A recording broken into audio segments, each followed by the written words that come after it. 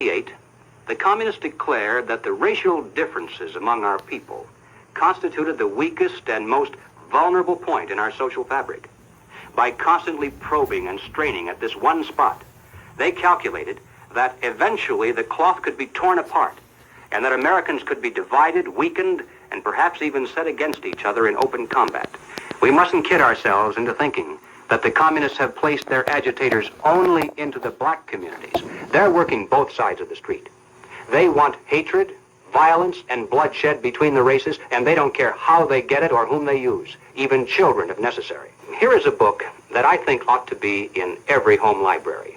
It's entitled Color, Communism, and Common Sense by Manning Johnson. He joined the party as a young man because he honestly believed that the communists were trying to improve the conditions of his people.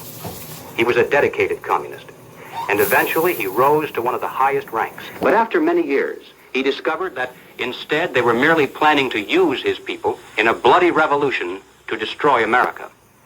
And when he woke up to this, he dropped out of the party and devoted the rest of his life trying to alert his fellow citizens of all races to the true nature of the Communist Party as he knew it to be from the inside. Manning Johnson said, "Black rebellion was what Moscow wanted. Bloody racial conflict would split America. During the confusion, demoralization and panic would set in.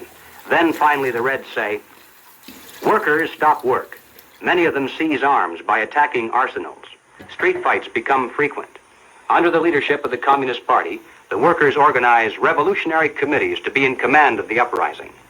Armed workers seize the principal government offices, invade the residences of the president and his cabinet members, arrest them, declare the old regime abolished, establish their own power." Now, here is a piece of vicious communist propaganda that perhaps some of you have seen. It's called The Crusader.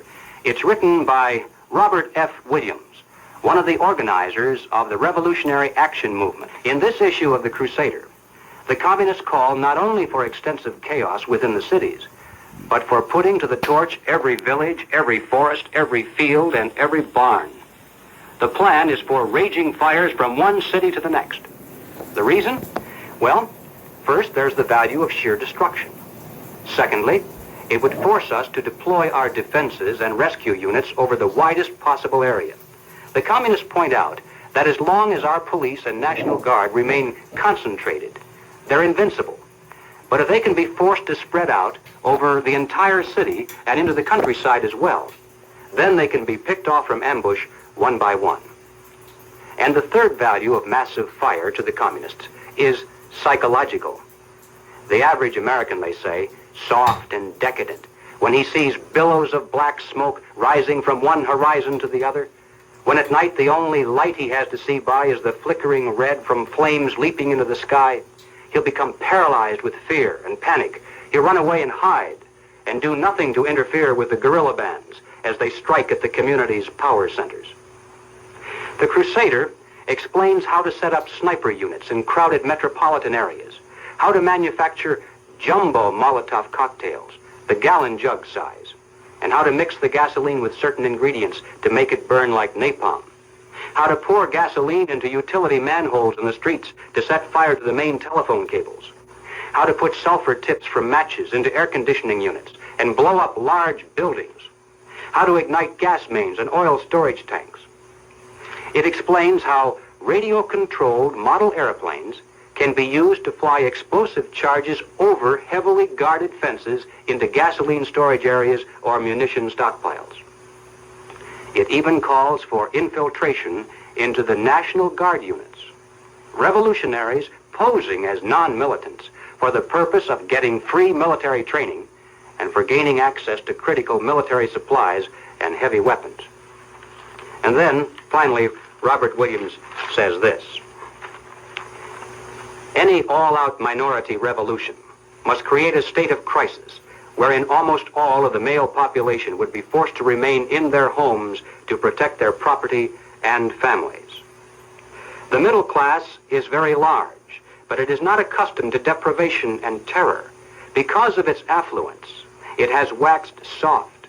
It has no stomach for massive fire, blood, and violence. The motive force behind its life drive is its endless pursuit of prestige, conspicuous consumption, and sensual pleasure. A few years of violent, sporadic, and highly destructive uprisings will set the stage for the grand finale.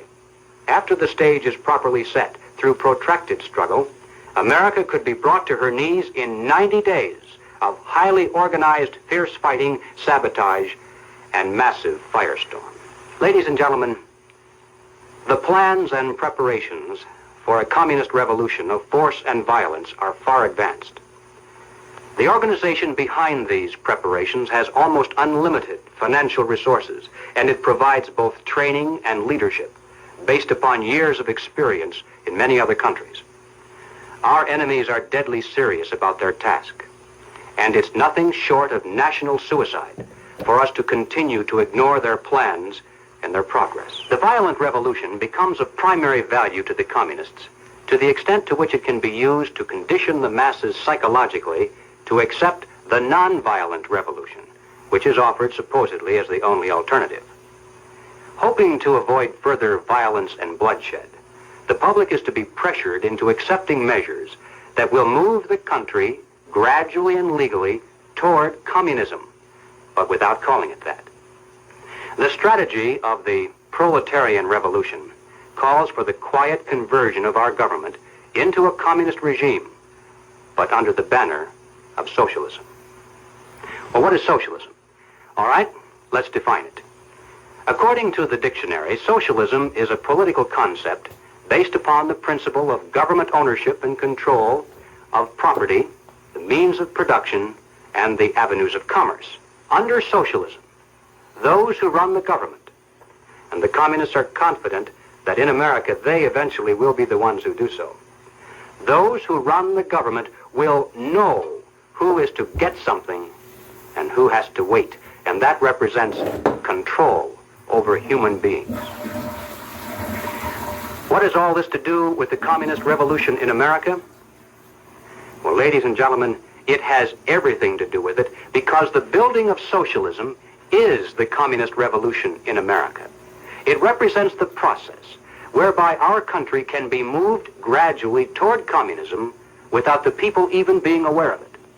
No matter what grievance we may have, real or imagined, no matter what national problems we may face, the communists seize upon these as excuses to build socialism.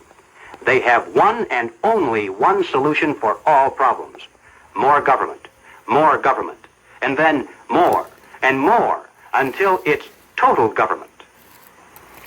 And forgive me for saying it one more time, total government is communism.